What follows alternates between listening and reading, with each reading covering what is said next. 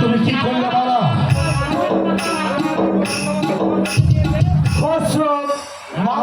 আর পছন্দ মতো বর খুঁজে নিয়ে গেছে, এর উপর আর কোনো কথা চলে না। মামনি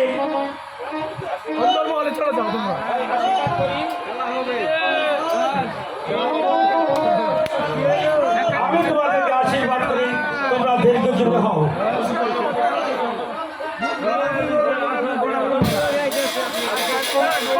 মামনি, তুমি এই যুবককে নিয়ে অন্ধমহলে যাও।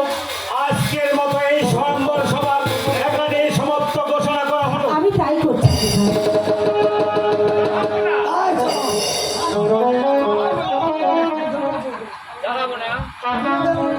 যাব না।